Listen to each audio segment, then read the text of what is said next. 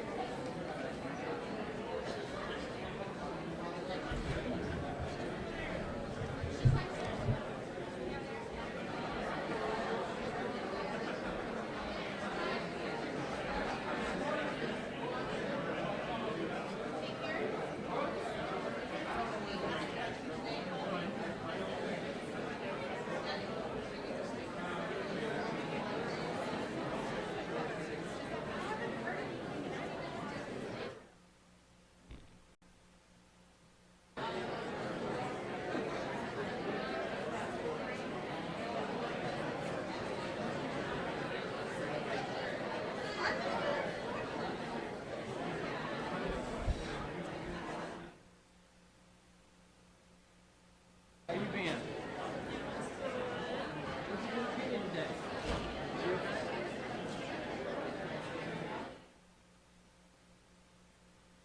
Everything all right? Yeah. Thanks for the break.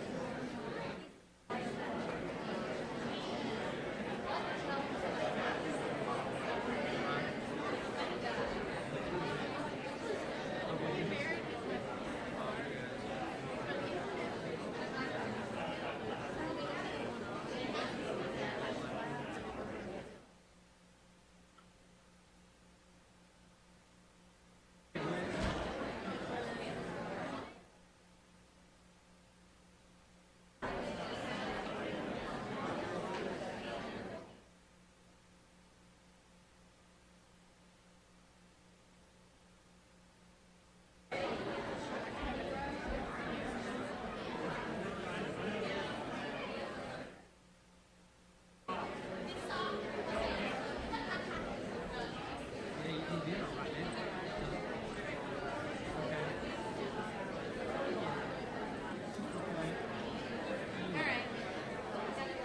Where was it?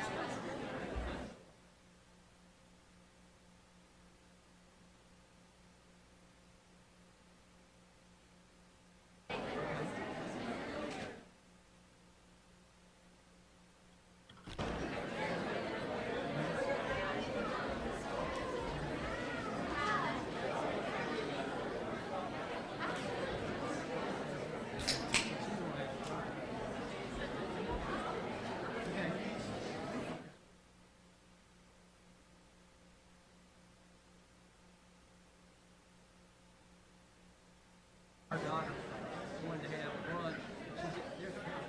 She and her boyfriend wanted to take us to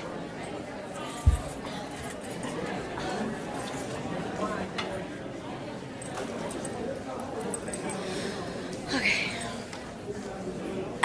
your microphone's on.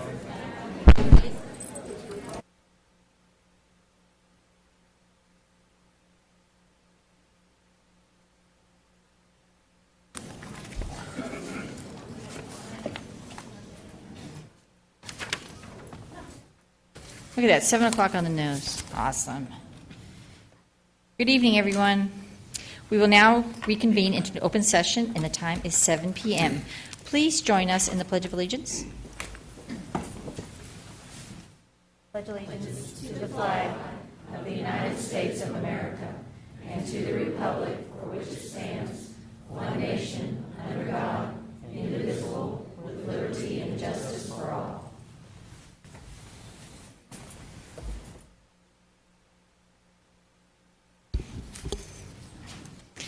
Thank you all very much. First item up is consider items discussed in closed session. I need a motion, please, for E1. I move that all personnel recommendations be approved, including resignations, new hires, administrative contract renewals, and non-extensions as presented by administration. I have a motion, Ms. Sheffield. I need a second. Ms. Duke? Any concerns or questions? Seeing none, all in favor? That is unanimous. For the next item, the Board of Trustees recognizes that a significant progress has been made on the Aquatic Center since our meeting on February 25th, 2014. The Board acknowledges the effort of Aldolfson and Peterson to bring the project further towards completion. Is there a motion and a second to postpone action regarding the A&P contract until a later date? So moved. I need a second, please. That's a motion, Ms. Latham, second, Ms. Sheffield. Any concerns or questions? Seeing none, all in favor? That is unanimous. Thank you all very much. Moving on to awards, recognitions, and presentations. Dr. Waddell? Thank you, Ms. Kyer. We have a lot of kids here to recognize tonight who have distinguished themselves, and we'd like to begin with Coach Mays introducing the Nike Team Nationals Cross Country.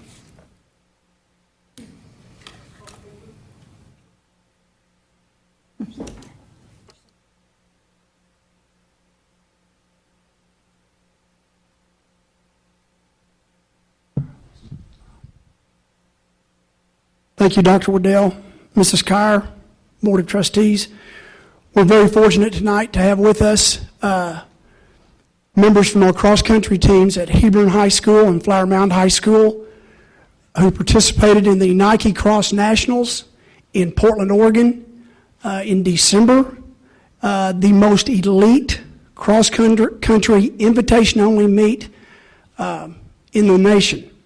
At this time, I would like to introduce the head coach at Hebron High School, Jason Grenier, who will be followed after his team by head coach, Coach Cook at Flower Mound High School. Coach Grenier. This was the first year Hebron has qualified for Nike Nationals. We've had some individuals qualify in the past, but this was our first year to go. It was also another first in the history of Nike Nationals. We actually, believe it or not, did not make it to the state meet. Our region was very difficult, and we did not qualify for the state meet, but we qualified for the national meet. And it was I know, it's the first time in the history of Nike Nationals that a team that didn't qualify for their state meet qualified for a national meet. So we had to beat teams from our regional qualifier from Oklahoma, Texas, Arkansas, Louisiana, and Mississippi. And we had to finish in the top two teams out of all those states to qualify to go. So it was a huge accomplishment. I'm very, very proud of the guys. Hopefully, they can start a new tradition of us going. So it was a really fun year. Oh, yes. Okay. The runners, Chase Van Voris, Ethan Davis, Brad White, Michael Summers, Zach Van Voris, Drew Cummings, and Jordan Bertrand. I guess I didn't need this.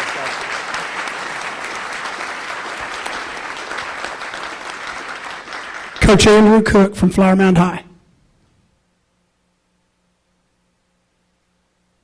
Howdy. I'm not as great of a talker as Coach Renier, but I'll do my best. We had 3 young athletes qualify to the Nike National Meet, led off by Wesley Ward and Zach Hampshire in the boys race.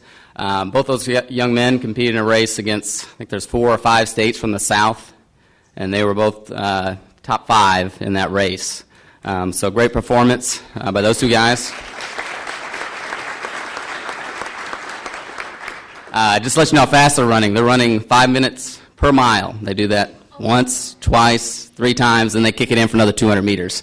So 15:30 for 5K is the pace they average, and it's not like it's on a track. It's over hill and dale and mud and turns and everything else. So very impressive. Young lady we had, she qualified. She was second out of everybody in those 4 or 5 states, went on to nationals and was one of the top 50 runners there. Safi Belbina, she did a great race. I think her time was in the 1740s, and that's that's about 5:40 per mile she's doing, mile after mile after mile. So great performances with both those athletes, all 3 athletes, sorry. And like Coach Renier, I'm very proud of our kids and appreciate everything they do. So thank you.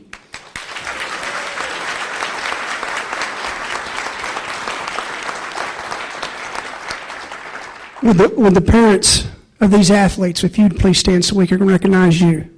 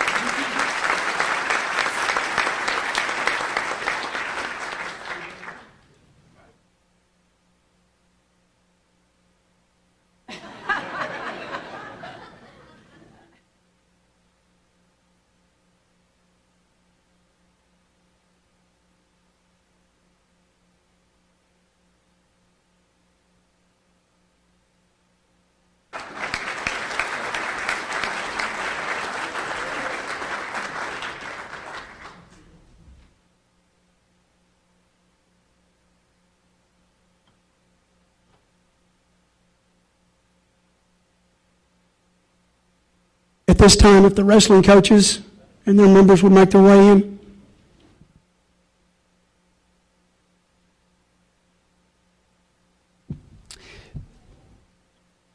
The sport of wrestling has greatly grown in the state of Texas in the last few years, especially since the turn of the millennium. We have moved the state meet from Austin to the Colwell Center in Garland.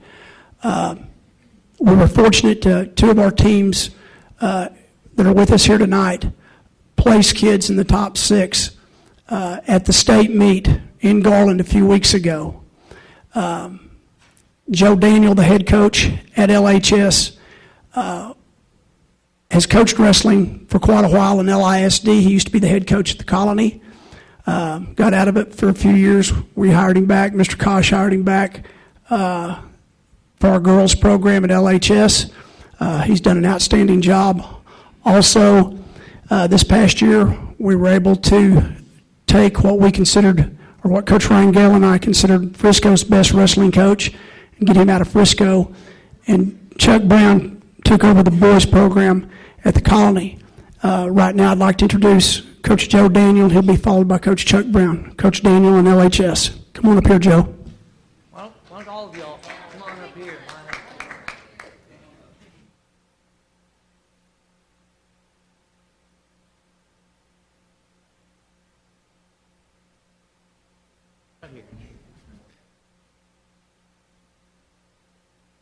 We're not going to tell you what to do. First, I'd like to introduce Karen Aguilera. Karen is a senior who second-year wrestler and finished 5th at the state tournament this year in the 110-pound weight class.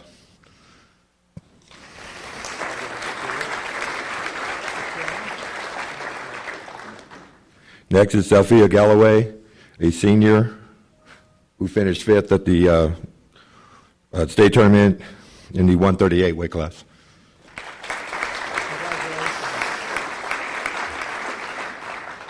And lastly, Britley Marshall, who is a junior, who is the 165-pound state champion.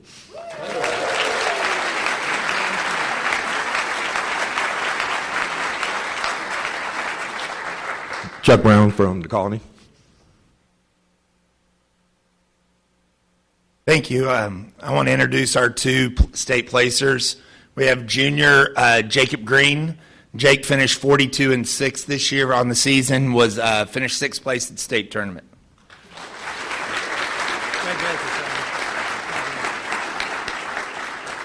And then last year, Colton was here receiving this for his 3rd place finish, but this year Colt finished 45 and 1 and was the 2nd place finisher at the state tournament. So.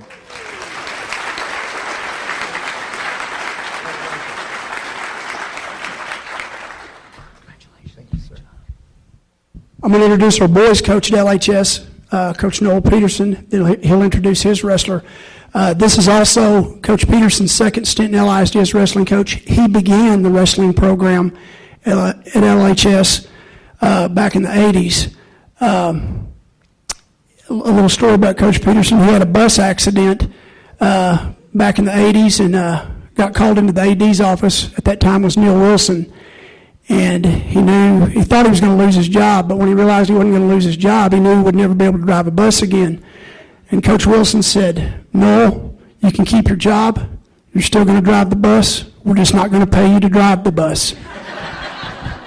Coach Peterson.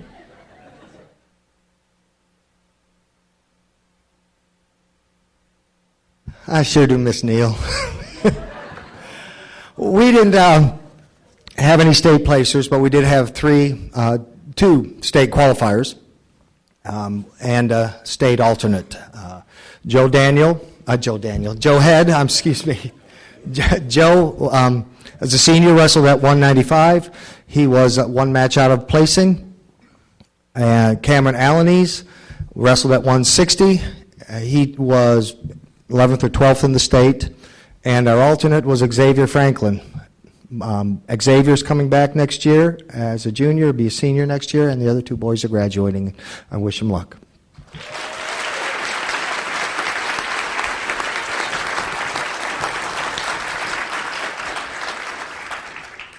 Would the parents and the principals of these schools please stand?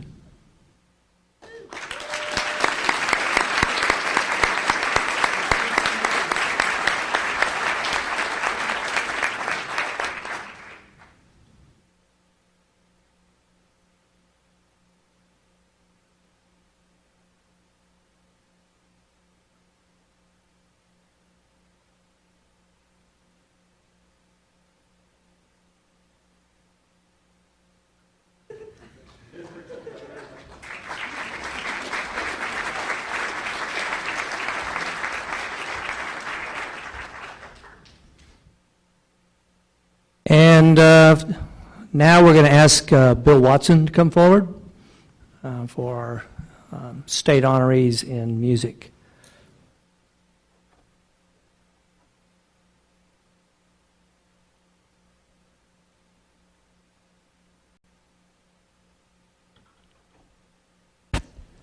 Good evening. We're going to be going by school. This year's was an exceptional year for our all-state participation. Usually we're in the 40s, and this year time, for the first time in LSD history, we're over 50, and we'll have a total of 58. The following folks are from the Colony High School, and I'd like to introduce the directors, and they're going to introduce their all-staters, and then we'll clap at the end. Margaret Miller is the choir director.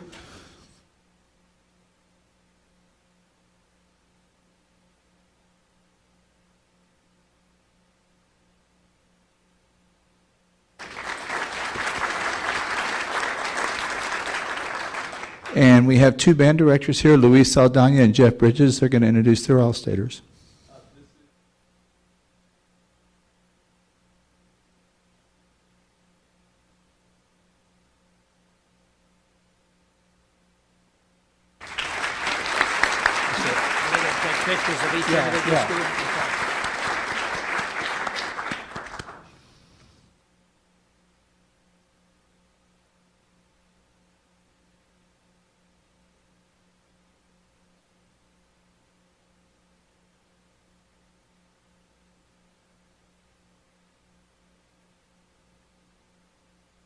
Do we have any parents present? Please stand if you are a parent or administrator from the colony. Thank you.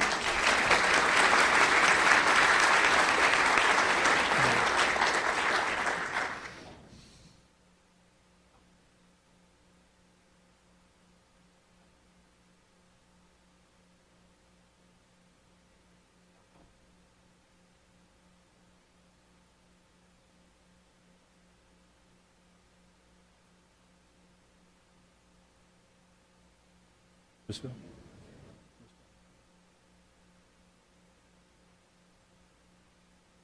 Here are our all-staters from Lewisville High School. Very proud of them. And the first introduction will be by our choir director, Mr. Steve DeCrow. Second year all-state.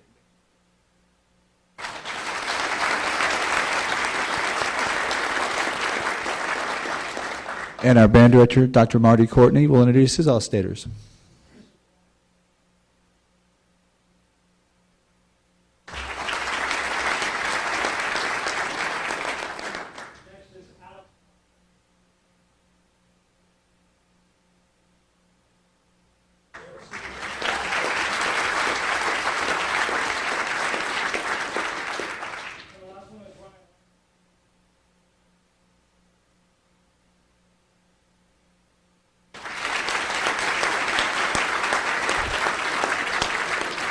Do we have any parents here?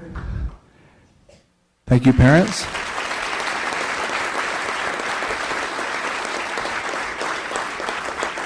And Mr. Kosh is back in the corner. Thanks for coming.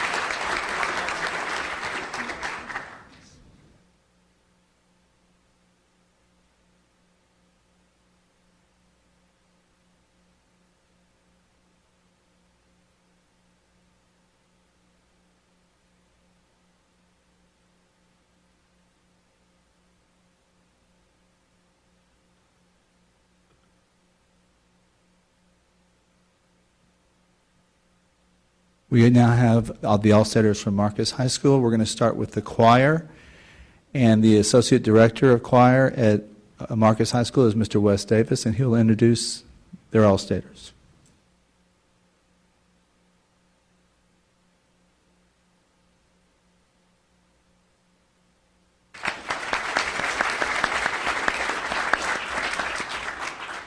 Our other All-Stater is Miss Leanne Halliburton. She's a senior.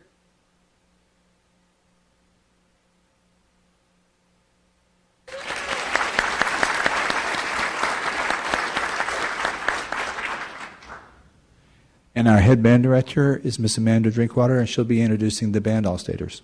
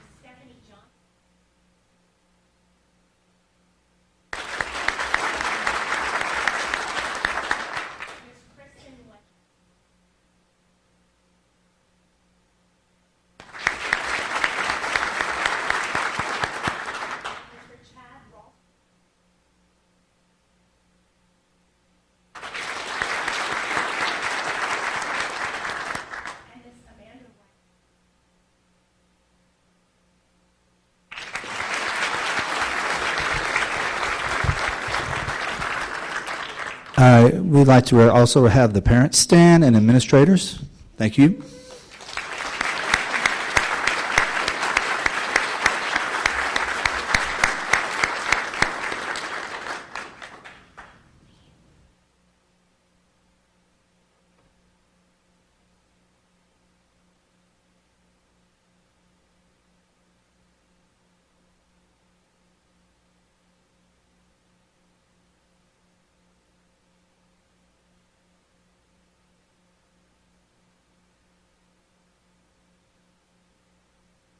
Thank you.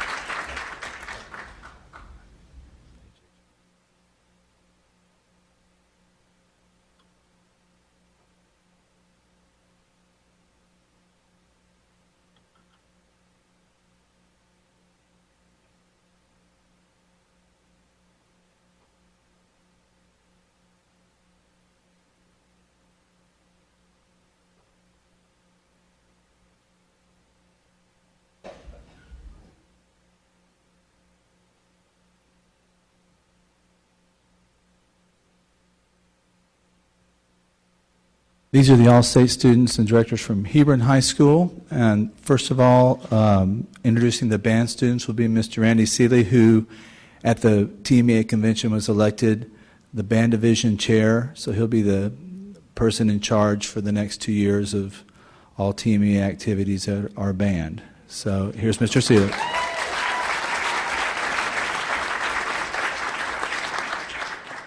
Evening, ladies. We appreciate that very much. This is Mr. June James.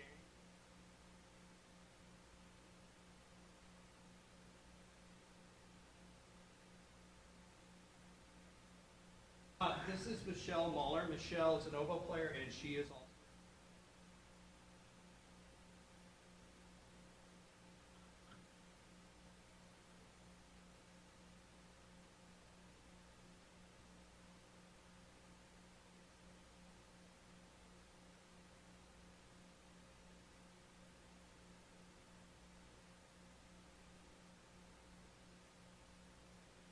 Player, and he is a I'm sorry, he is a junior. My apologies, Hiram. Next, this is Corey Anderson. Corey is a senior, and he is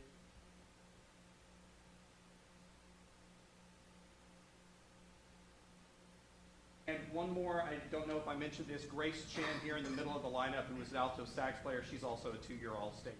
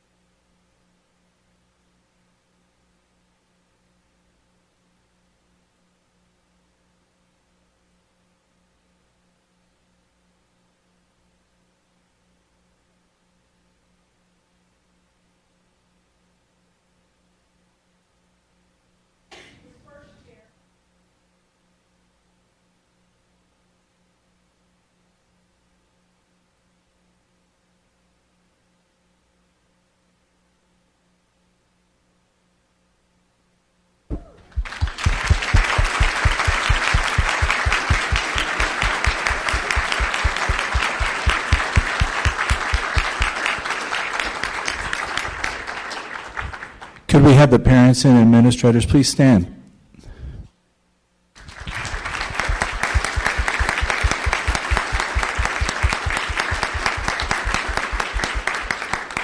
You guys are going to have to split up. Well, maybe, yeah, turn.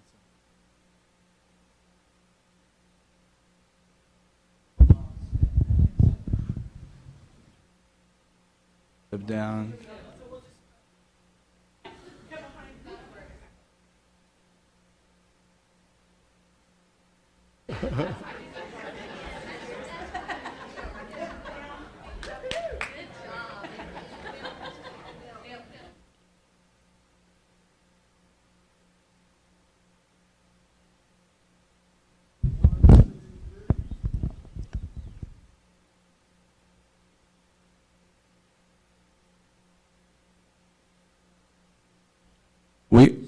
We also, I did skip one person, I'm sorry, by Ms. Forrester is the Assistant Choir Director at Hebron, Mr. Nathan Ratliff.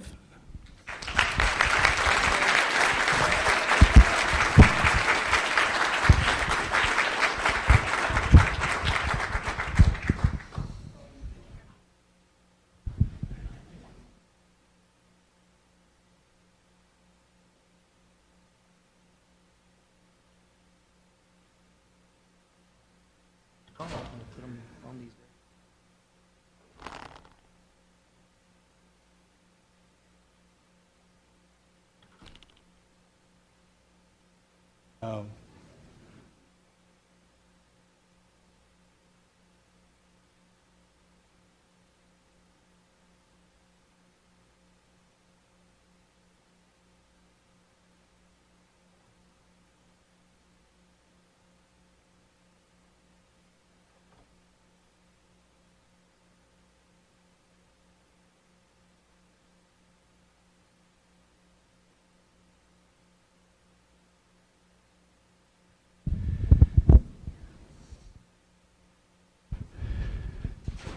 These are the All-Staters from Flower Mound High School. We're going to start with the band since they're in the front right now and blocking the people in the back. And their head director is Mr. Brent Biscuit.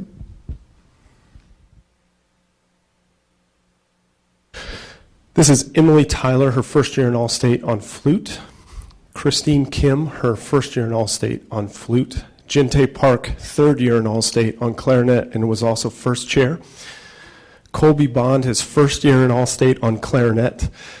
Johnny Chang, his first year in All-State on clarinet. Jordan Tidwell, his first year in All-State on contra clarinet. Zach Lewis, his first year in All-State on bari saxophone. James Albritton, his first year in All-State on trumpet. Adiel Nahara, his first year in All-State on trumpet. Austin Sheets, his first year in All-State on trombone. And Matthew Tuggle, his second year in All-State on bass trombone.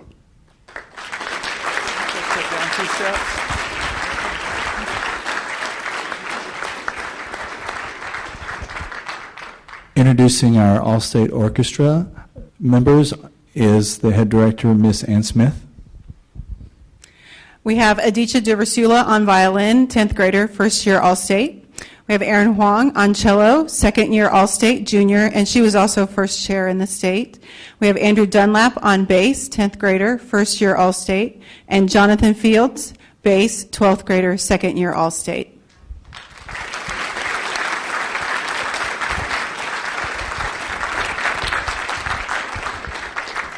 And introducing the choir all-staters is Dr. Mark Rohr. And these are all first-year All-Staters except for the last one on the list, which makes it easy for me. This is Max Airy, and Luke Elmer, and Emma Elston, and Francis Jimenez, and Peyton Miller, and Rachel Schuster, and Alex Urrutia, and Sarah Weaver, and then our second-year All-Stater at the end of the row is Henrik Zetterstrom.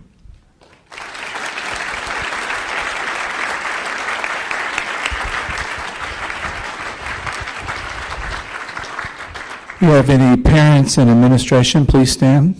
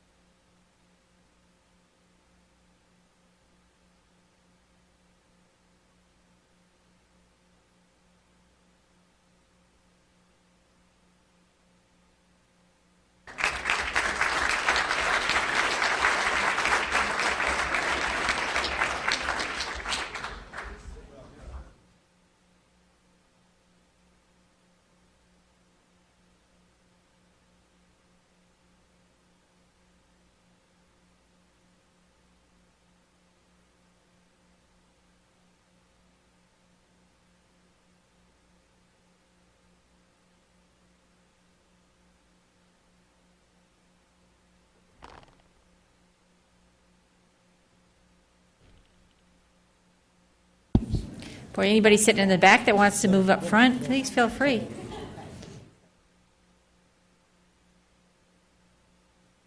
Or you can go.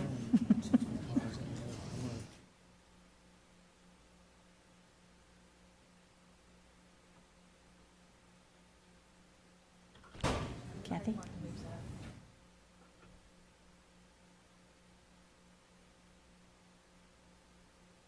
Ms. Kyer, if I could have a moment, I want to.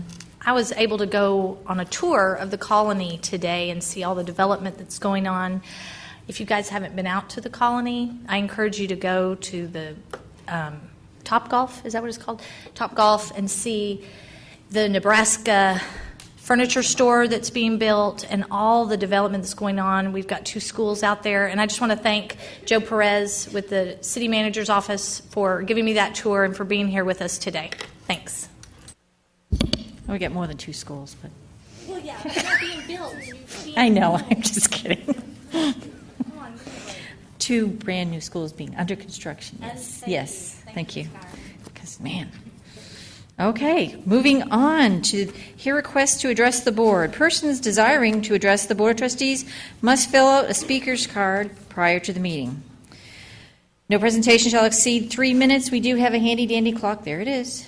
The board cannot deliberate on any subject that is not included on the agenda, and I have 5 cards tonight.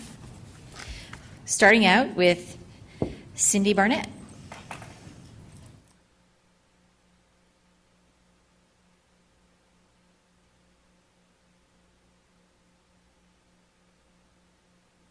Can you hear it now? Okay.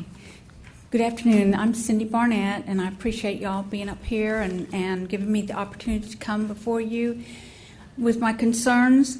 We're going to have a board election, a school board election, and it's come out that you want to have an individual election and not put it with the general election in November, which would save the taxpayers in Lewisville ISD $50,000 or more.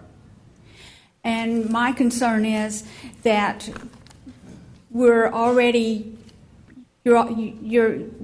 had tax referendums that have failed, and where the budget is just not there for us to be spending money like this. And my thinking is, and I'm looking at all these kids that won all of these awards, wouldn't $50,000 be wonderful if you have that much to just throw away on an election to give them scholarships? Or I'm sure there's plenty of teachers out here that are still taking money out of their paychecks to purchase supplies for their classrooms. They could use that money. I just don't think it's physically responsible to have an election that it would cost the taxpayers $50,000 when it can be free with the primaries in November. I also have the Texas Secretary of State. This is from 2013. It says school districts conducting trustee elections must have joint polling places on election day with either a city holding an election on the uniform election day. And then down here at number 4 it says, or the county on the November uniform election day in even numbered years. So this I found on the Texas State website. So if anyone's interested in it, I can forward it to them, and you have my information. Thank you. Thank you, ma'am. Moving on to Xana Noe, or Xana No. Hope I got that right.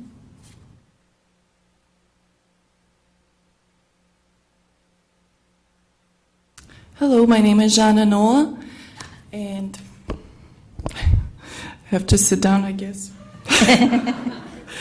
Well, and I have 3 children in this district, and I'm also a professional educator, and I have been teaching in the district for 3 years now.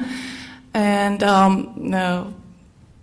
I was pretty new to this area, so I pretty much would pick up any campus and go to any campus pre-K through grade 12. So that allowed me to see a big picture in the district. First thing, I would like to acknowledge that you have a lot of great teachers in the district. Most of them are very passionate about their profession, and I can speak like this, right? Most of them are very passionate about their profession, and they care for children, so that was a good thing to observe. Also, the substitute teachers have to pick up any subject and just go, but my favorite areas are music and language arts.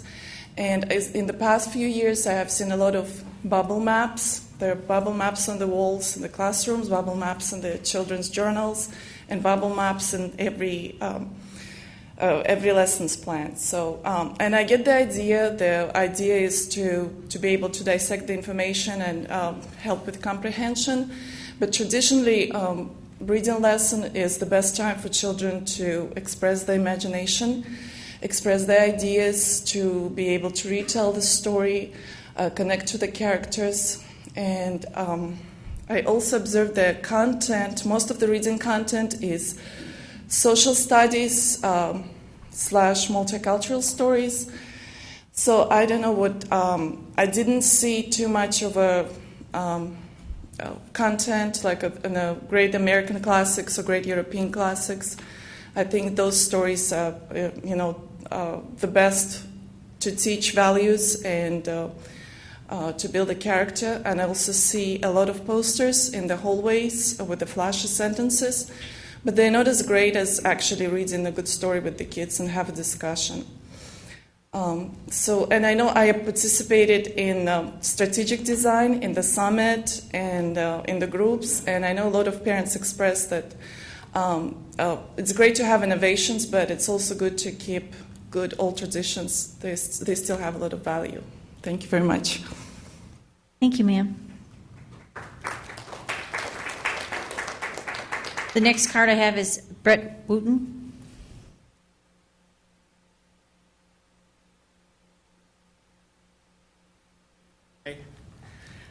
I want to restate my position on supporting 1 to X. This time I do a little bit more from a personal standpoint.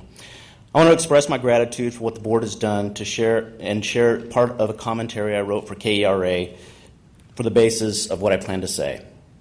I have a degree in industrial electronics, a U.S. patent, had my poetry published, managed thousands of people as a director of a billion-dollar company, visited 50 states and 5 countries. Now I'm a husband, father, and small business owner.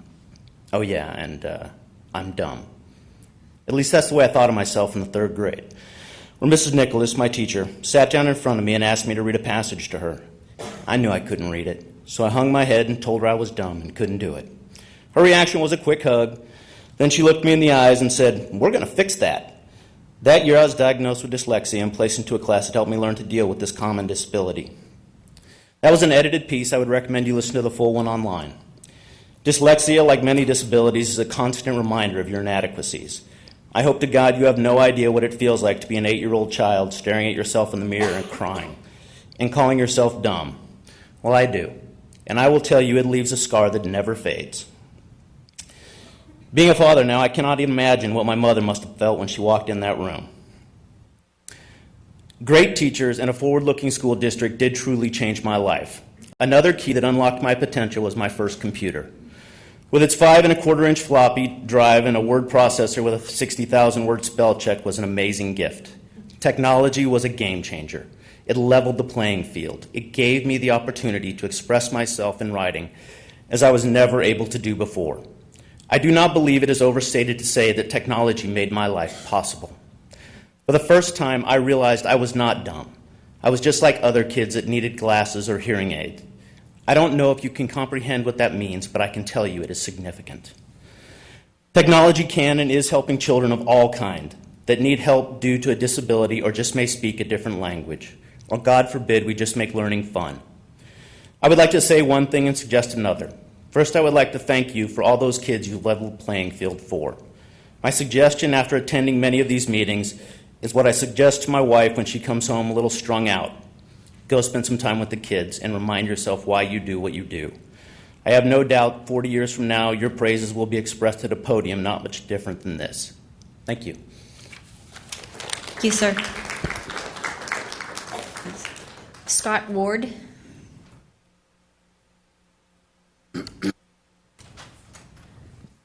Madam President, board members, Dr. Waddell, you should have a copy of this that I presented to you.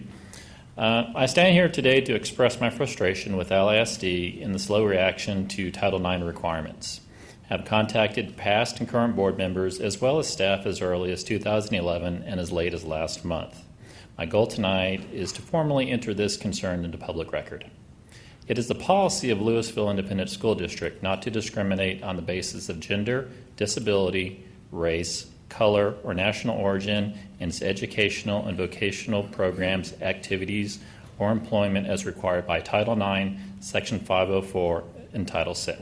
However, the Title IX issue still persists at the Colony High School and specifically the girls' softball program. This fact is displayed by the construction of a sidewalk prior to the spring 2011 season. Since there are no adequate restroom facilities close to the field, it was decided to create shortcuts to other facilities' restrooms to reduce frustration of having to physically leave the complex to use the restroom. While the sidewalk shortened the distance, it still validates the violation of the fair treatment provision in Title IX. Fair treatment means making sure that male and female athletes receive equal benefits and services from their school, including equal facilities.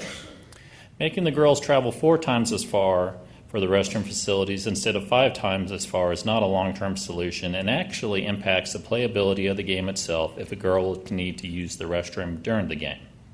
When looking at the overall picture of what is available for baseball, you will see a larger discrepancy.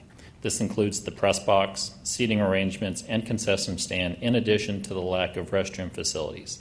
Compounding all of this, the field has some compliance issues with the recommended specifications on UIL. It's on the back of the second page. Now that everyone is aware of this problem, let's work to resolve it. But not in a typical, we need to study it and take some time response, because the studies have been done and the architects have walked that location last May. The time for action is upon us now.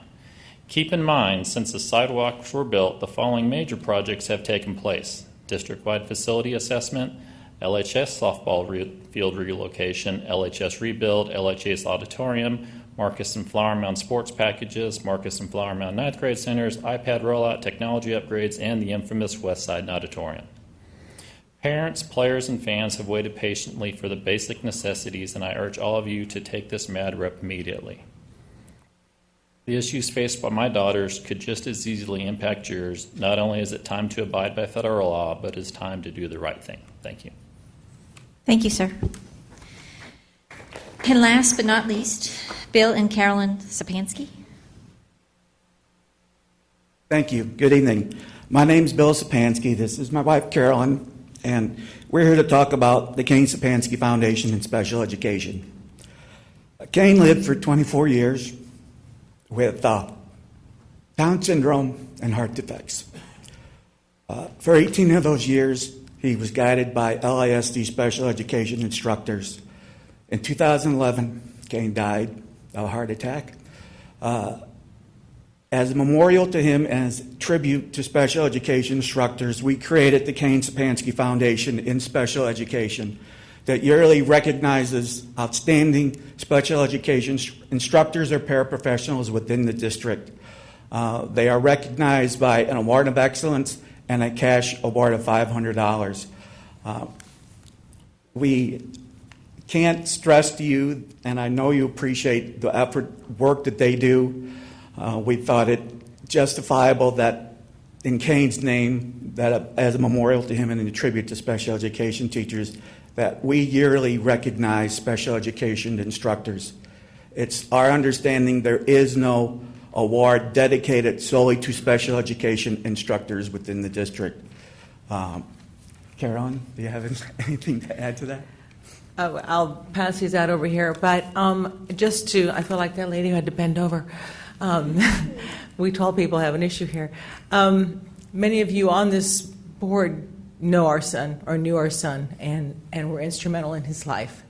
And it was for the great assistance of the special education teachers and regular education teachers in the district that developed him to the man that he became. And though we miss him every single day, we want to recognize those people who do the heavy lifting, truly the heavy lifting in the industry of special education. And we're hoping to give away 6 awards this year. We started out with 2 years ago, and we continue to raise enough money to hopefully even give out more, just to recognize those people. We want to see special education teacher of the year outside of each school on the marquees. And we have additional packet of information, we believe, with the assistant to the superintendent that she will distribute to you all. Thank you for the attention. Thank you.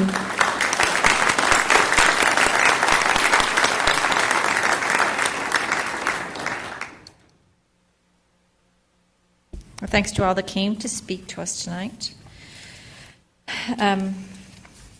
Moving on to informational items, Air Force and Navy Junior ROTC Memorandums of Understanding. Dr. Rogers? Ms. Kyer, Board.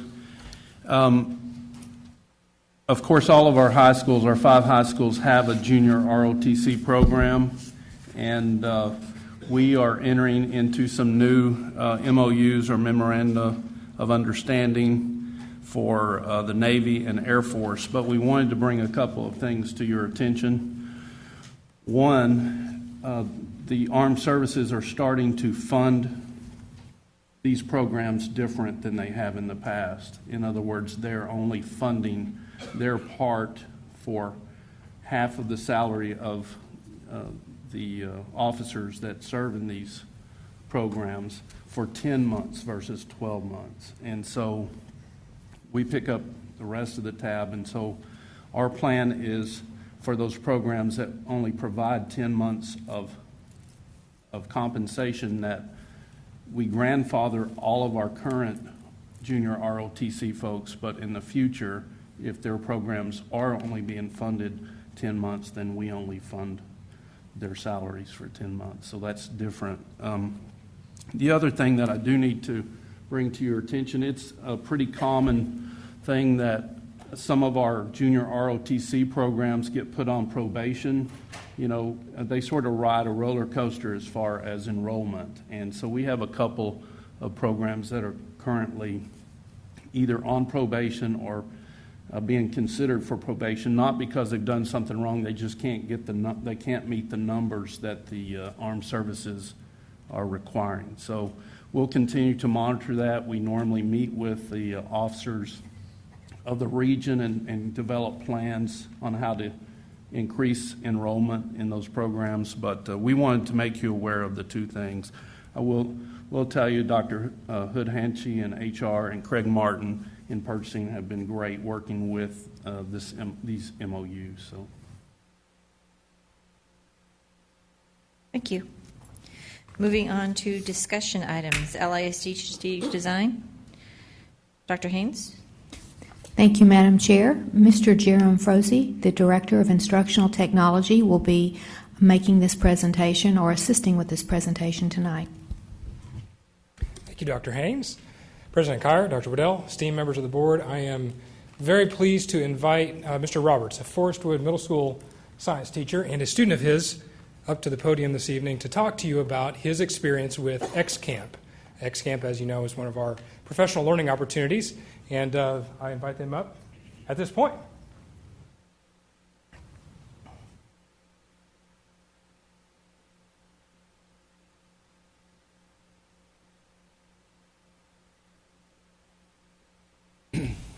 I would like to thank you for the opportunity to be here tonight. I was really pleased to be able to share my experiences.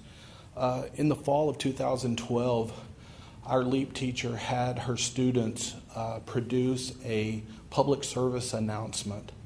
And through the use of this technology, the kids produced different public service announcements for different parts of their assignment. And I had the privilege to go through and look at these things. And as I looked at them, I realized what an awesome tool that technology is in the hands of our students. And I also at the same time realized that I didn't have near enough training to provide the leadership that our kids needed. So as I looked through the opportunities out there, I was accepted into the 21st Century Cadre, and this was an awesome experience because this was technology taught by classroom teachers for classroom teachers, and it gave us the opportunity to look at what had been done at the 1-to-X schools that were already in existence. And so by sharing and collaborating with these people, we had a better understanding of what we were to expect at Forestwood as we became a 1-to-X school. The other thing that we had an opportunity to do last summer was go to the X Camp, where the April presenters came out and worked with us for 7 days. And this was probably some of the most awesome training that I've ever seen, because these people are in the classroom every day.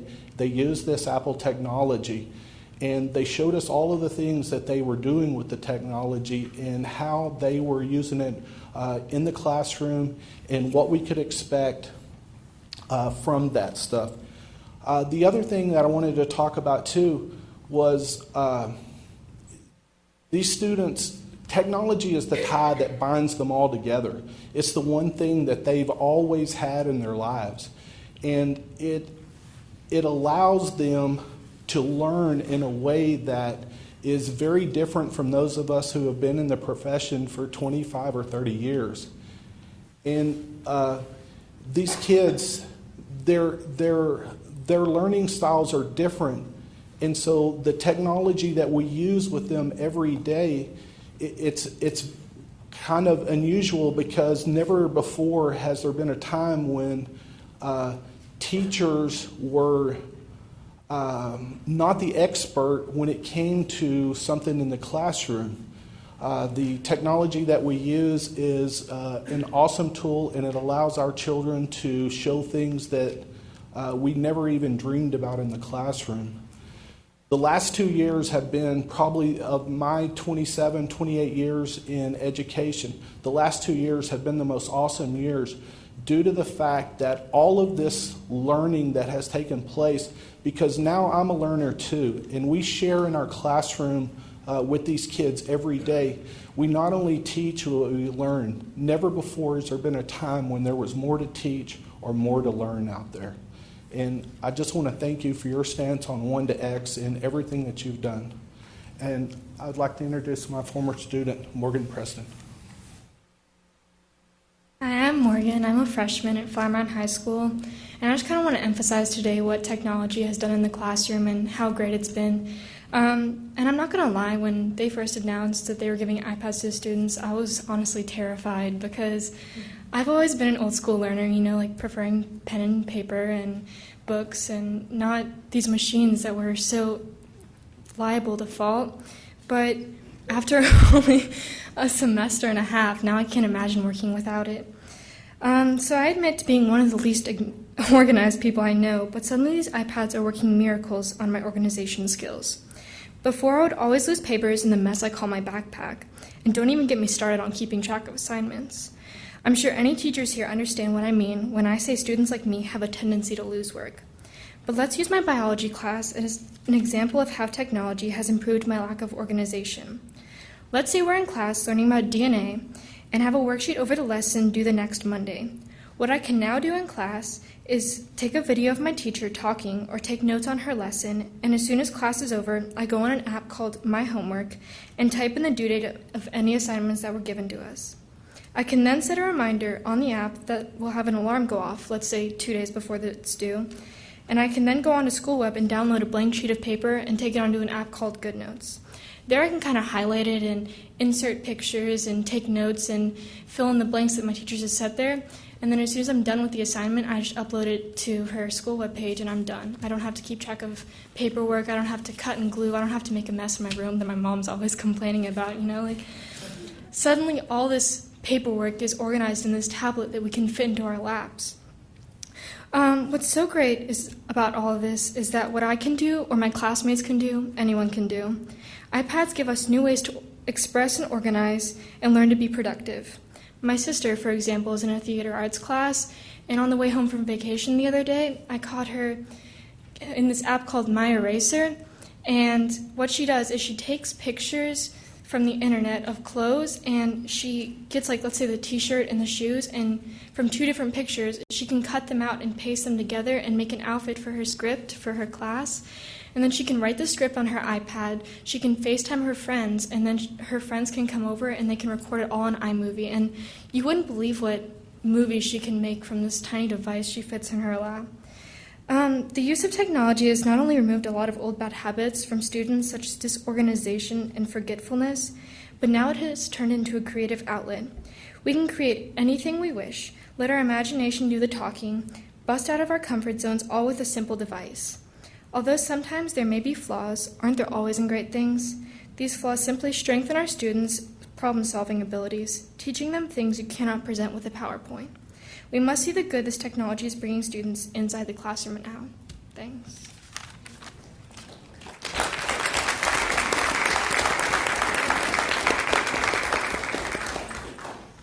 Do y'all have any questions for Mr. Roberts or for Morgan? That was wonderful. Thank you.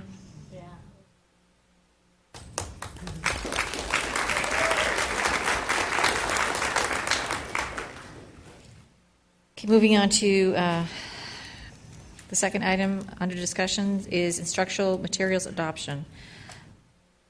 Ms. Rapp.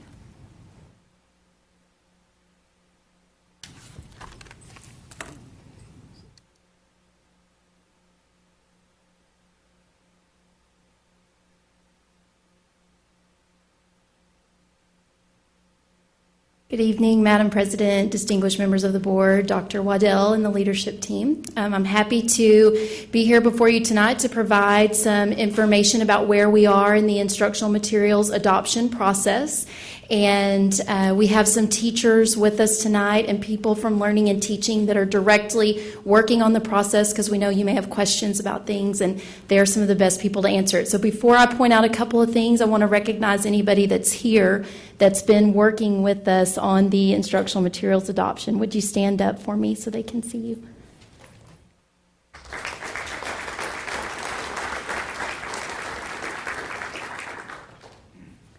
Okay, so just some quick background information, which was in the discussion item, but just to remind everyone that the State Board of Education is the one that initiates instructional materials adoption and is the one that issues proclamations. And normally it's because of a change in the Texas Essential Knowledge and Skills. This proclamation does have mathematics, grades K through 8, as I stated last time, because the teachers are expected to implement revised Texas Essential Knowledge and Skills next school year. In science, the revised TEKS were implemented in 2010, but the state skipped a K-12 adoption and did like a miniature adoption for 5 through 12. So we're very excited about the materials that are available in this adoption. And then Tech Apps, there was not a lot of publishers that put out Tech Apps materials. And so the majority of the adoption is really about math and science. We do have some computer science teachers looking at some of the Tech Apps materials available to us. Funding for these materials comes from our instructional materials allotment. And I referenced this a little bit last time. This was a shift in how we obtain materials from the state. Prior to 2011, we ordered materials based on enrollment of students. Now, it is an administrative consideration on your discussion item because we are given a monetary allotment for 2 years. So just to give you a sense of why that is a consideration, if we had to price out the last time we went through an adoption in 2010-11, we would have spent about $5 million if we had been given a monetary allotment from the state. That was for new resources as well as ongoing materials. Now, since IMA, to give you a sense, in 2011 and 13, for 2 years, we were given $7,731,000 from the state, and then our current allotment for 2013-15 is $8,354,000, roughly. And so that gives you a sense. Adoptions are expensive, and the state is expecting us to make our money go as far as possible.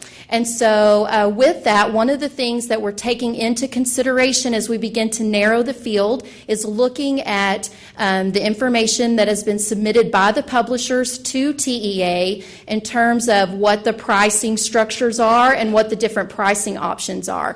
Very different with IMA. We have a lot of options available to us to try to make our money go as far as possible. And of course, Board Policy EFAA Local requires that we establish a team, and you've seen some of those teachers tonight and are going to hear from some of them here in just a second. This process does take almost a whole year to really put into place. You begin in September, and I had the timeline on the information item last month. I just want to highlight that between October and now, we're basically gathering information, doing our homework, looking at all the feedback from throughout the district and community feedback and things of that nature, and looking at our different pricing options available to us from different publishers. I would point out that this process is very rigorous. You look at a lot of different materials, and so some of what we have to do is bring publishers back to ask more questions of. In fact, this week for high school science, we have publishers coming back. The difference between your information item last month and your discussion item this month is that we've begun to narrow that field down to the ones that we're most strongly considering and really weighing between. So all of that happens between now and the end of this month so that we can be confident in the recommendations that we bring you in April to vote on. And you can be confident that we've done our homework. And our goal is with your vote next month would be we can order as soon as the materials, as soon as things go online, because we want to get those materials here to start training teachers. So with that being said, I'm going to have some teachers come up and share. We have a wide variety of people on our teams who represent different parts of our district, and they work utilizing some rubrics, and I've captured a couple of examples of rubrics. I know that font's really small. I just wanted to show you that they put a lot of time and effort into analyzing all aspects of these materials. So if you're one of the teachers that's going to share just a brief snippet before we take questions, would you come on up here for me?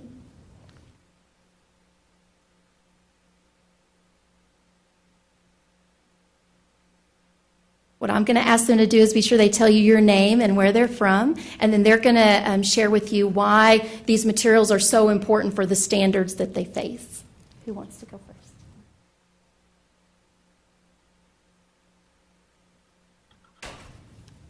Good evening, Dr. Waddell, Madam President, and Board of Trustees. My name is Simone Milton, and I am a pre-AP math teacher at Hedrick Middle School.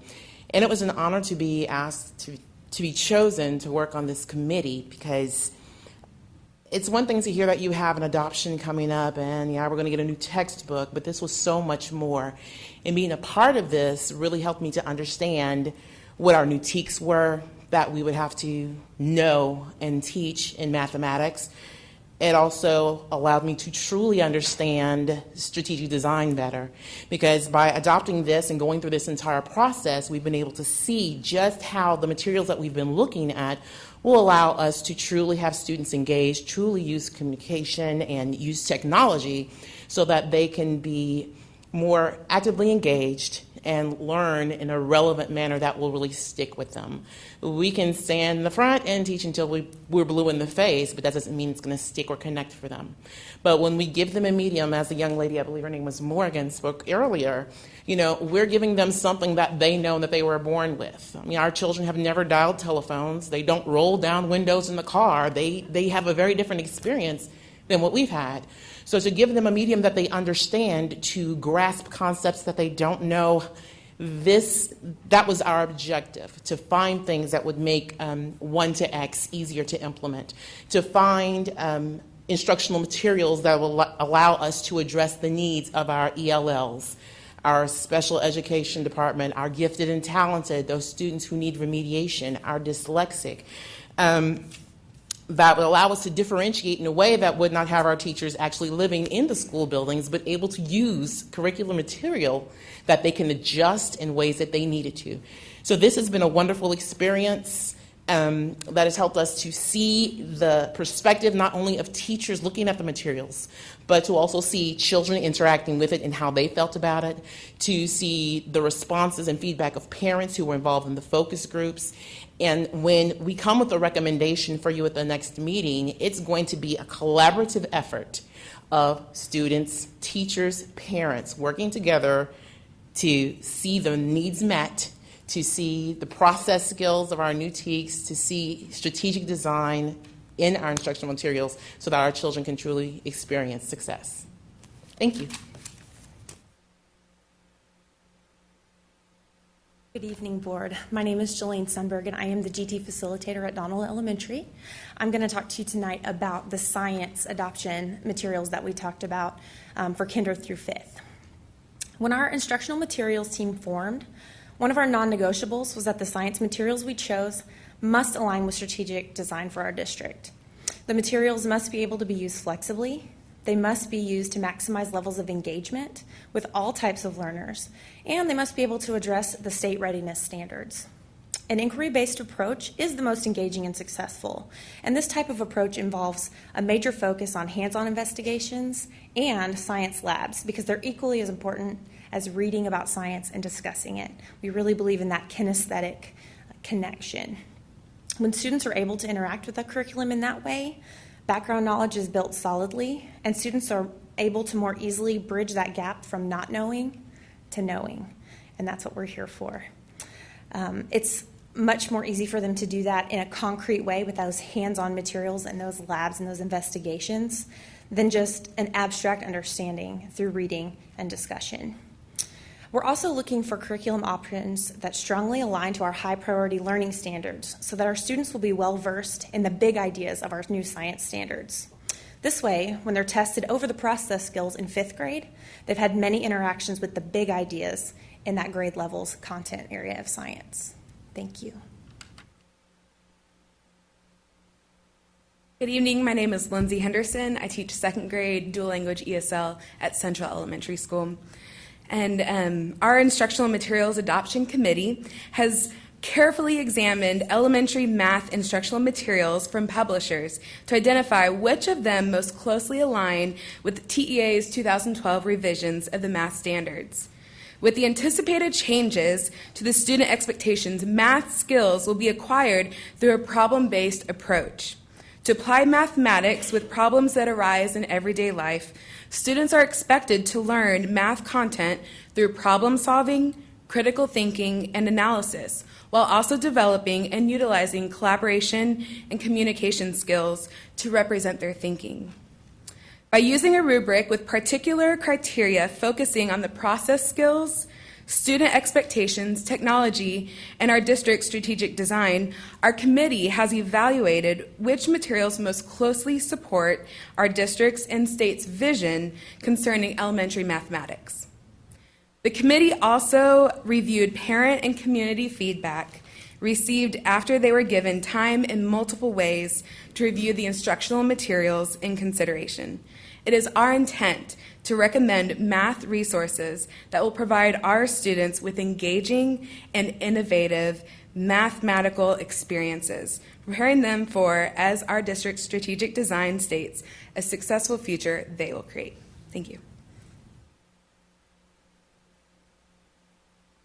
Hi, my name is Giselle Franks, and I teach at Forestwood Middle School, both 6th grade pre-AP and 7th grade. Because we have our science standards that ask our students to master process skills and inquiry, we're excited about looking for instructional materials that provide process skills embedded in the curriculum materials.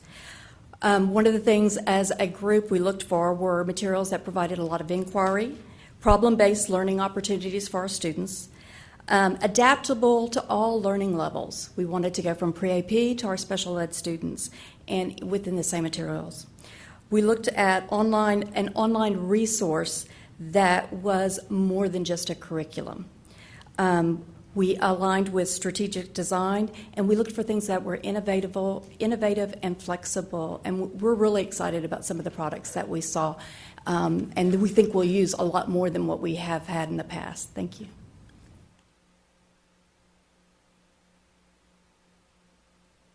Good evening. My name is Krista Walters, and I'm from Marcus High School. We have science standards that ask our kids to do so much more than what they used to do in the past. No longer they're just memorizing vocabulary words or content. Now we have them apply that knowledge that we're learning. And in biology, students conduct lab investigations and use critical thinking skills as well as scientific problem solving to make informed decisions about the natural world around them. By doing scientific inquiry, students take ownership in their learning, and that allows the teacher to take a step back and to encourage the learning that's taking place in the classroom. We're excited to be looking for instructional materials that allows the student to be in control of their learning and to take more ownership in it by fostering their interest. The materials need to be presented in various ways so that the student, all the students that have different learning styles can be engaged as equally as just the teacher standing up there lecturing as what we used to do. Having access to updated information and having the student not just read about it, the material, but being able to see an animation or a quick video allows the student to learn the material how that best suits them. It's going to promote student engagement, comprehension, and retention of the knowledge for the STAR test and for the standards of knowledge that the state of Texas has set in place. Thank you. Questions might you have this evening about the instructional materials adoption so that you can be confident in the recommendations that we bring forward next month? And I've got a variety of people here ready to answer. Ms. Sheffield. Yeah, I have a couple questions. So you talked about the parent feedback and that y'all looked at that. Were there any kind of common themes that rose to the surface? I mean, what are, when parents or community members were looking at the curriculum, what kind of things were they concerned or interested in seeing?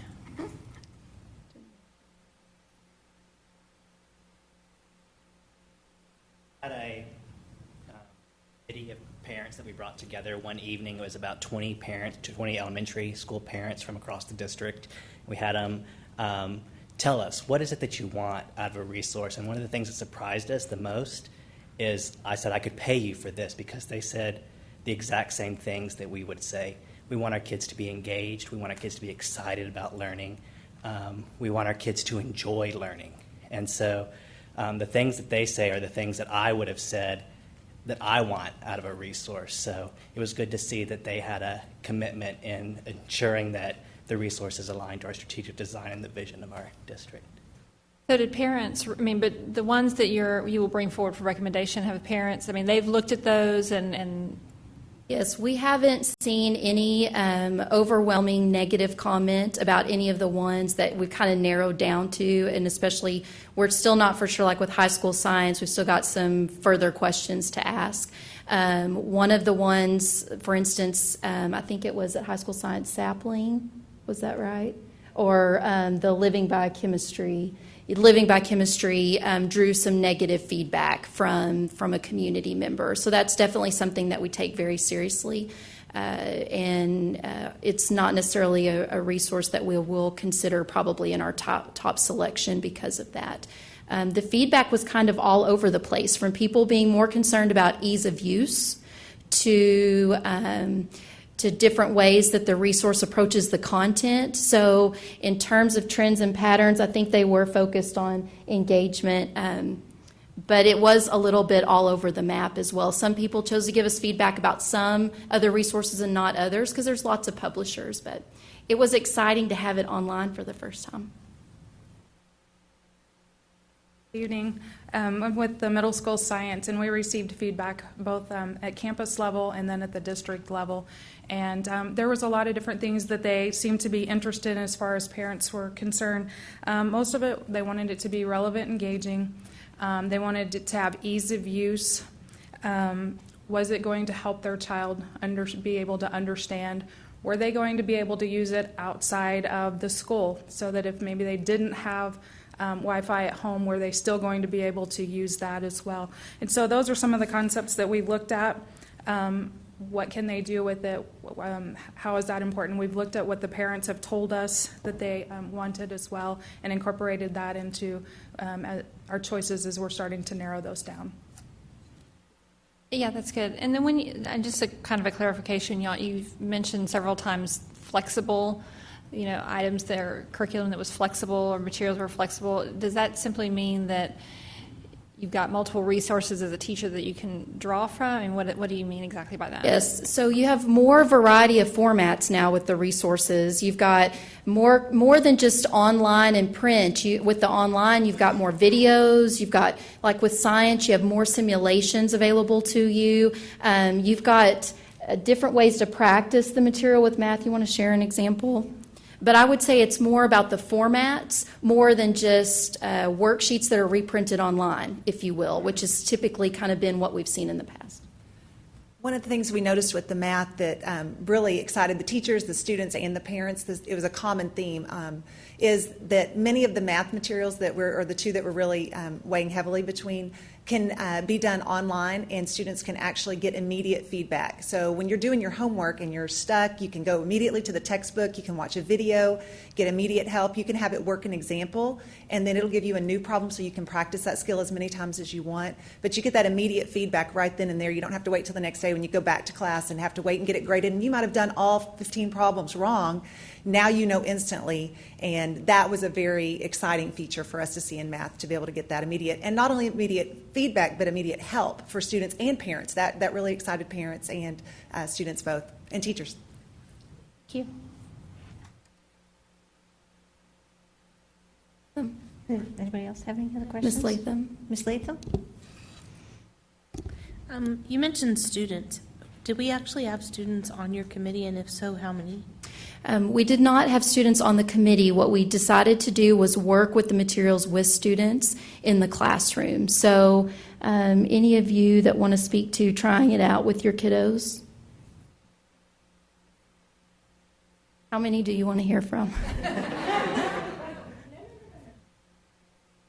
We tried to, originally our thought was we would put a student focus group together, but rather than pull the kids out of class time, and many of these teacher committee meetings happen during the day, the teachers really shared, let us just implement it in our classrooms when we naturally have them there and see how it works that way. So, come on up.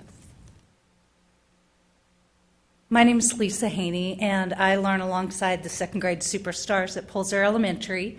And I was able to utilize both the math and the science materials with my kids. There was a wide range of things that were available.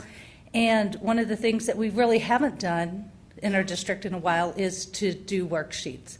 And some of the materials at first, they offered worksheets. And so the students were a little excited at first to get worksheets, which surprised me, because that isn't traditionally the direction that we've been going in. But after doing one of the worksheets, they said, okay, what's next? Where's the game? Where's the problem solving? What are we doing? So that was very eye-opening for me to see that. With the science adoption, there was a lot more hands-on activities that were offered, and they appreciated that. One of the things that the students really voiced was their ability to collaborate and to work with each other as they with problem solving, and the materials that we looked at offered a lot more variety with that. So the kids were able to do a lesson using multiple things from different resources, and gave me a lot of good feedback that I could then take to the committee. Another question I had is, do we have any idea how many parents have actually looked at the materials that y'all are considering? Well, what we were able to do is count up the number of online responses that we got. So I counted those up, which was where I got the 140. I can't attach those to individual people because one person may have viewed multiple materials. So I went by the number of online responses based on across all the publishers. And then additionally, we had 3 specific emails to the IMA address, so yay, thank you to those people. And then we did at elementary and secondary math have an additional focus group. How many people did y'all have there?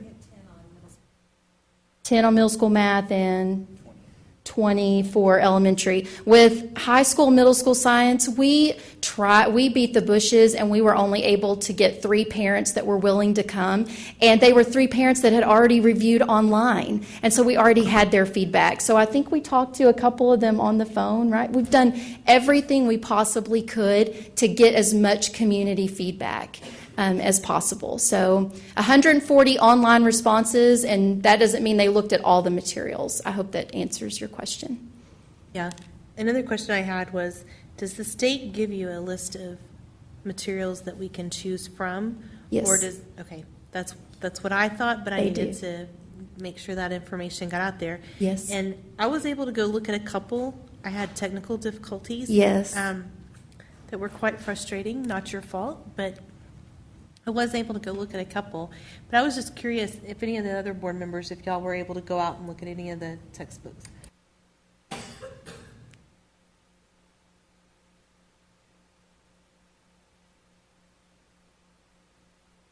Okay, y'all said.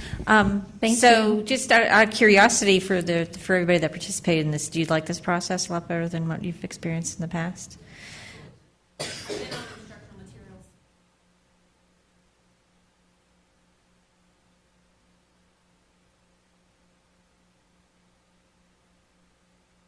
Great. Yes. That we felt like we had a say. And so teachers were like, do we really have to do all these surveys? I'm like, well. So we had a chance to actually say what we liked, what we didn't like, what worked, what didn't work. That would meet our demographic, not just our district goals. So if we need something that we would be able to edit so we can move things around, add more of one concept, or so that we would be able to differentiate, we can look for those types of things as we're looking through all the different types of materials. So there's no complaining, unless the one thing that we picked doesn't get chosen, well, that's different, but we had a voice, and that was the main thing that passed all the complaining about, this takes forever. People felt good because they felt heard. So you feel like you have more buy-in in what you're teaching now? Great. Yes?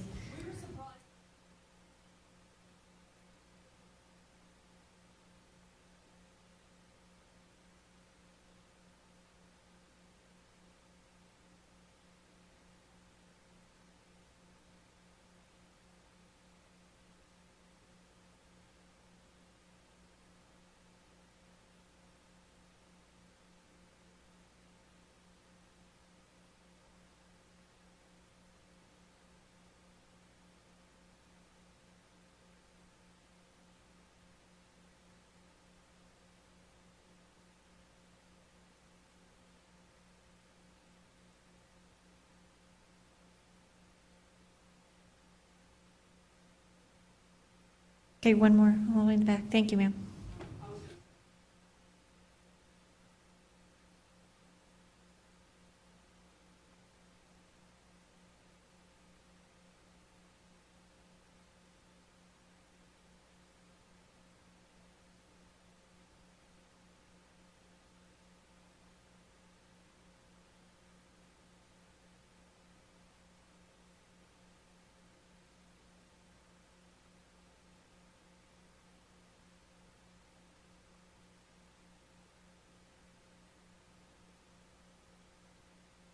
Well, thank you all very much. Okay. Ms.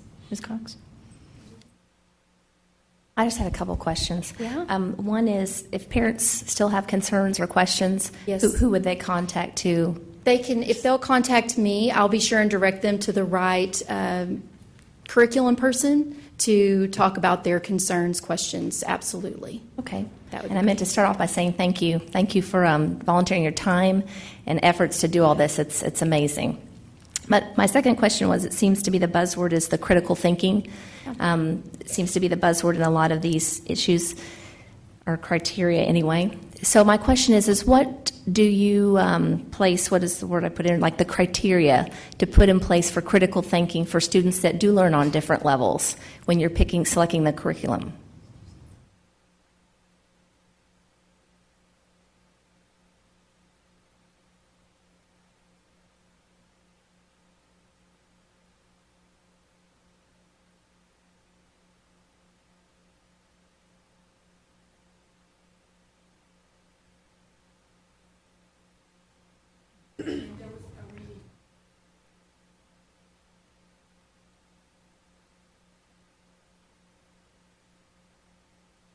And I think you're looking for something that doesn't, the textbooks used to, especially like in a content area like math, here's a problem, here's the one way to work it, here's the answer. And what we're looking for is something where maybe it gives the problem, but it doesn't immediately just show one way to work it. It allows some freedom and exploration in the classroom first, and has students think through it first and try different things before you just get into, here's the one way you can do it. And we have a funny joke in math about one of the math books has a bunny rabbit problem, a bunny like jumping over a pole or something.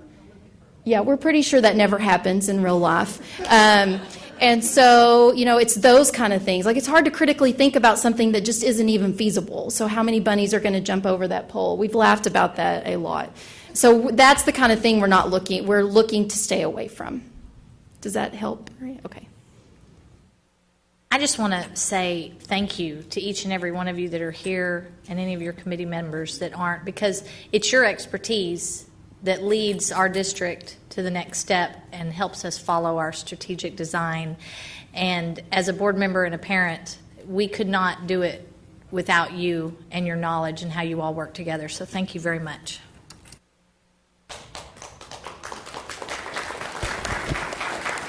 Thank you, Ms. Rupp. Okay, everybody all set? We're going to move on to the financial reports. Dr. Burnett. Thank you, Ms. Kyer. You have your monthly financial reports, and as we had indicated last time, we have tried to add some graphics to that. So at the end of the financial reports, we have a graph that compares the actuals, at least to date, to the budgeted amounts and gives you a little picture graphically of what's happening. You'll see this report is through the end of January, which means it covers 5 months out of the fiscal year, which means we're, at least for this report, we're not quite halfway done. So the graph, I think, reflects essentially that we're pretty much on track on our budget. So we'll be happy to answer any specific questions that you might have, but we think this may be an easier way to perhaps see the picture. And we did have the groupings, the functions are grouped together for the 10s, 11, 12s, and the 20s and the 30s. So just for the sake of ease of the graph. Any questions for Dr. Burnett? Seeing none, moving on to the update on construction projects. Dr. Burnett. Mr. Perry, our Executive Director for New Construction, will provide an update. Good evening. Thank you, Dr. Burnett, President Kyer, Dr. Waddell, members of the board. We've accomplished a lot of things since we saw you last time. Every month we put a construction report together. We're trying to bring it up right now if that's possible. If not, I can stand and talk about it. God, not that. He's giving me the signal to dance a little bit while he pulls it up there. Well, let me start while they're pulling that up. We have accomplished a lot of things. What I started to say is we provide a construction report every month with pictures, and we don't bother to show that on the screen, and I start talking about it, and quite often members of the audience don't really get to see what we've accomplished. You got it on your screens in front of you, so we thought maybe we'd show it tonight. We'll work on that for next month, make sure we've got that, we can present it.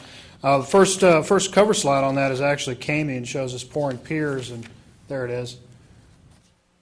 Started the foundation at Kamey Elementary School. The project's going well. We had a great spring break. We actually were able to pour the first pour of the slab out there, which is the gymnasiums on that. So that progress is great. We're excited about that. That's our new elementary school in the colony. We won't touch on every slide. I did just want to hit a couple of them. We do have water in our aquatic center pool, and it looks nice with the water in it. We're glad to have that. Satterfield and Ponticus, our next slide's up, is the Flower Mound Ninth Grade Center. We've got several slides that we continue to show the structure going up. We're scrolling through to that now.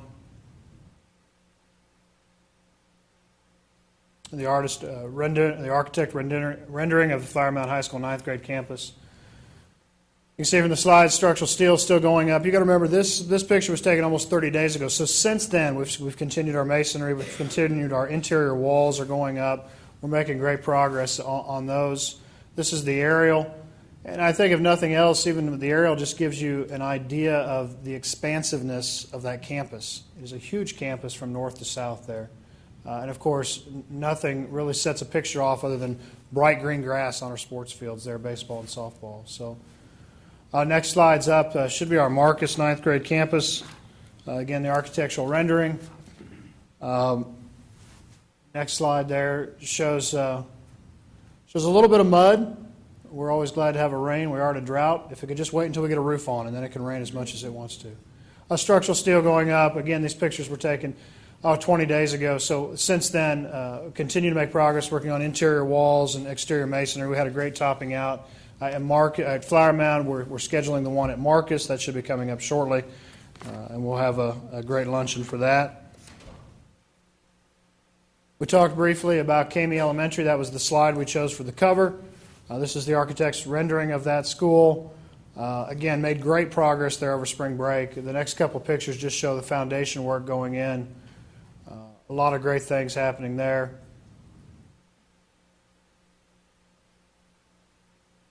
And finally, we should get to Griffin Middle School.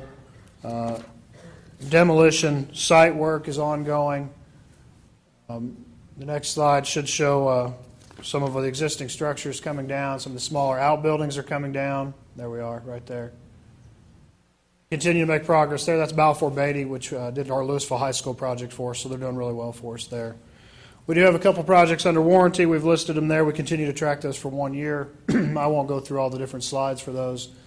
But again, we're making great progress in Lewisville School District. So be glad to answer any questions if you have any.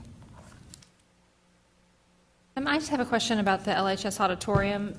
The soundboard's not enclosed as it is in most of our, well, it is in all of our other auditoriums, and I was just curious as to why. I mean, it's, just curious. And Mrs. Sheffield, I'm not sure as to why the design was specific that way. I do know that when we looked at that with the campus, we wanted as much student involvement as we could, and there was a concern about students in some of those rooms that were secured, and maybe the thought was it would be better if they were out in the open where we could see everybody. Seems distracting, Understand. Could you give me an update on an email that I sent to you about warranty work at the Lewisville High School campus? Absolutely. There were some flooring issues and stuff that were just kind of glaring. Yeah, thank you, Mrs. Latham. The email that Mrs. Latham is referring to is you had walked the campus and saw some blemishes in the floor. There was some debris that was left under some of the VCT tile. The very next day, we sent a representative out there. We did walk the campus with the principal. We've identified those areas. We've talked with facilities. We're looking at how we can go back in and if we repair individual tiles or how we do that. So that's possibly a summer project for us. Our warranty will not cover that because that opened been quite some time ago since that particular area opened. We did also look at the area of discoloration that you looked at, and we're working with facilities to address if there was mopping or if there was flooding or what the issue was with the discoloration in the tile.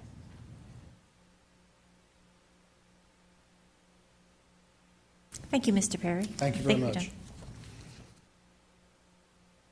Okay, and Dr. Burnett, the quarterly report from the Bond Oversight Committee.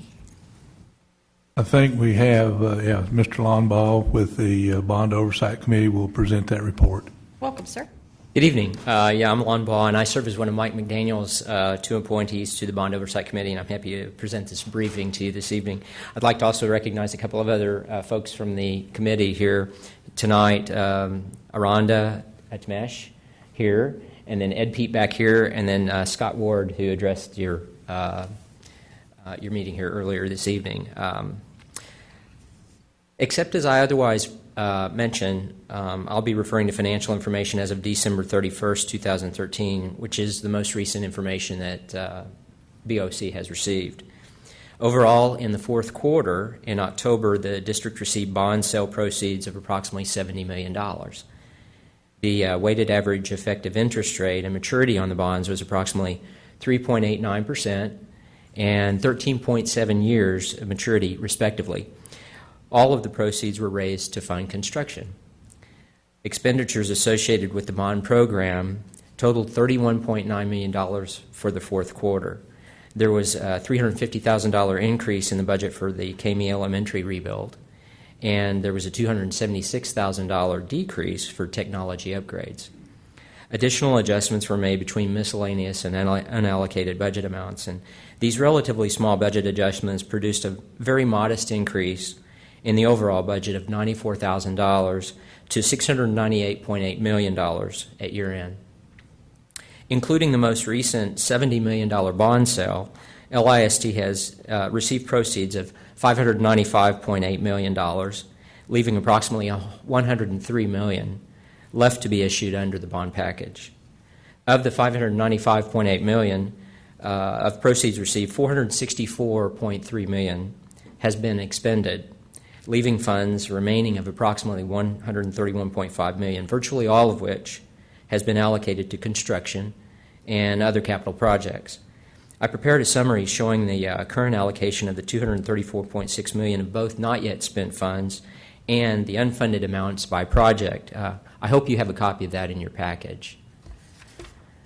The not yet spent funds and future sale amounts are currently allocated to projects as follows. We had the Camey Elementary rebuild, which was addressed earlier, the Lewisville High School rebuild, Flower Mound and Marcus High School 9th grade centers, the Aquatic Center, the Griffin Middle School rebuild, which you approved in January, future land acquisitions, future elementary school and middle school wings.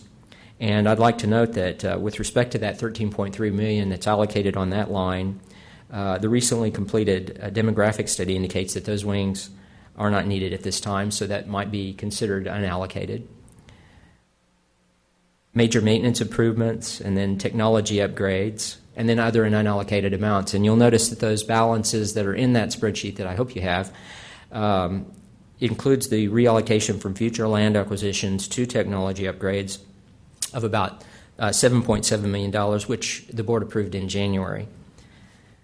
Finally, our latest information insofar as future bond issuance goes is that the next bond sale may occur sometime either later this year or sometime during the course of 2015, subject to market conditions and other considerations. The Bond Oversight Committee has requested additional information specifically relating to two of these project categories, the first being a categorical breakdown of the major maintenance improvements that are currently planned. We know that those change over time, but we'd like to see kind of the snapshot as it exists today, that the project line totals $52.7 million, and we seek a better understanding about the nature and the planned timing of these improvements. And we've requested additional information about how the 1-to-X program will be shifting over time from being funded through bond proceeds during the initial implementation to being funded through operating funds as the program progresses into a maintenance and operating mode. This will help us better understand the long-term funding for the program. Dr. Burnett is in the process of responding to this request, and we hope to see details at our meeting next week. During our meetings this past quarter, we've continued to assist Karen Permetti with the Bond Thank You Program website design and video. We received briefings from Trent Smith regarding his firm's recently completed demographic study for the district, and then Jeremy Farisi and Patrick Johnson addressing data center and other technology upgrades, including the 1-to-X initiative.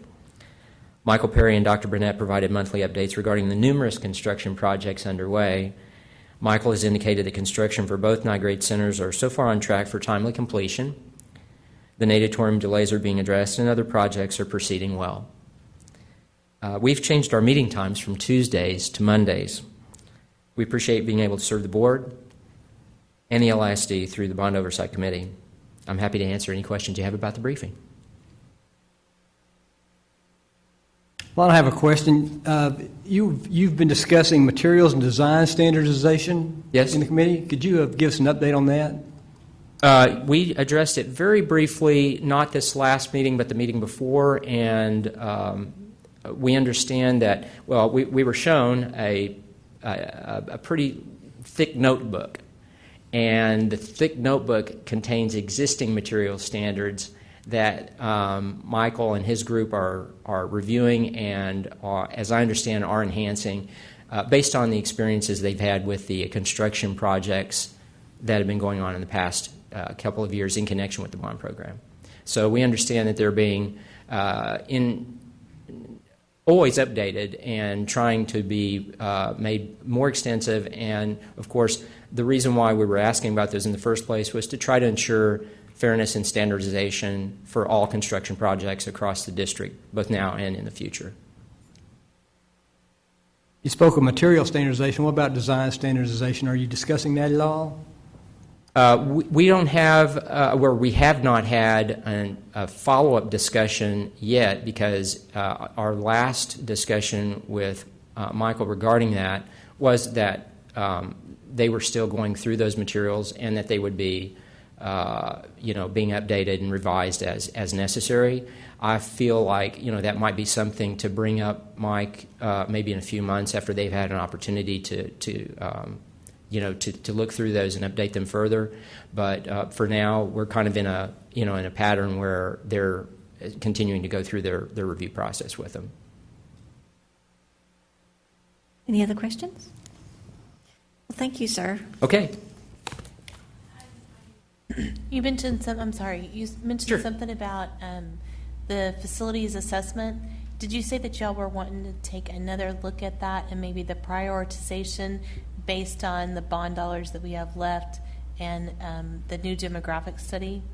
I think if I understand, you're referring to the major maintenance improvements line? Yes. Okay. The thrust behind looking at it is not to try to reprioritize or anything. Rather, it's such a significant single dollar line item that we want to understand what the major components are by category that make up that balance. I mean, when you look at the remainder of the bond schedule that we receive each month, you have an inherent understanding of what the Marcus High School or the Flower Mound High School 9th grade center involves. Now, there are many categories of expenditures, but you understand the nature of the project. When you look at something like the line entitled Major Maintenance Improvements, it's hard to get a concept or an understanding of what that actually consists of. And so Dr. Burnett had agreed that we could have a snapshot of what that looks like today, understanding that, it can change over time because, needs need to be met over time, and those needs can change from one 6-month period to another 6-month period, or from one year to the next. So, but we thought at least getting that now will serve as kind of an anchor point that we can use to calibrate any future changes or modifications, and then see the progress over time as those amounts are spent. Thank you very much. Okay. Okay, moving on to this, we have no action items other than the consent agenda. So moving on to the consent agenda, does anybody have anything that they want to pull off of that? I need a motion to approve. Motion, Ms. Duke. Second, Ms. Sheffield.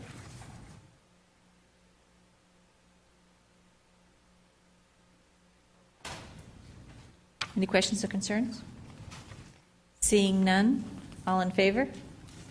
That is approved. Thank you very much. We will now convene into closed session as author. Yes, we'll take a short break, and then we will convene into closed session as authorized by Texas Government Code Section 551, specifically 551.071, 072, 074, and 082. And the time is 8:45. With a 5-minute break, please.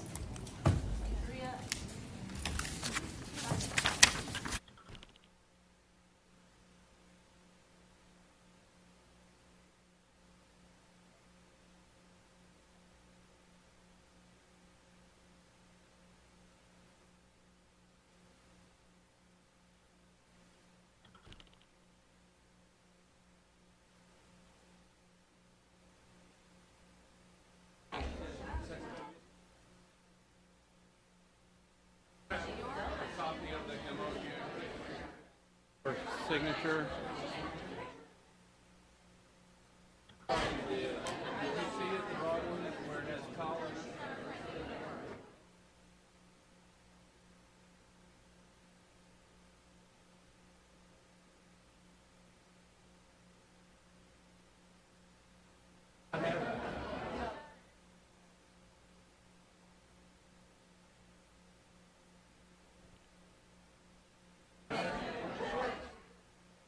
I've got it.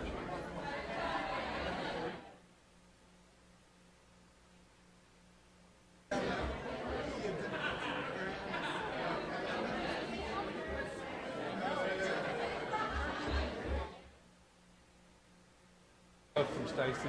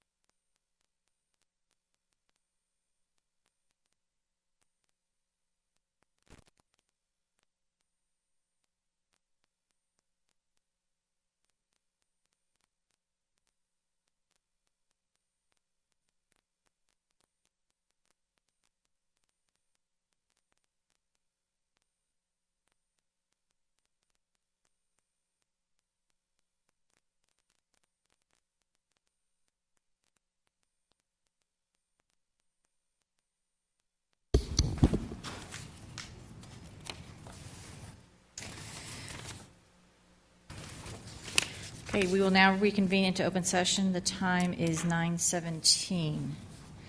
I need a motion, please, for the level 3 hearing number 1.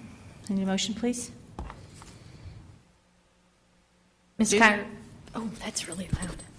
I make a motion that we uphold the administration's decision on this appeal hearing. I have a motion, Ms. Duke. I need a second. Second, Ms. Latham. Any discussion? Seeing none, all in favor? That is unanimous.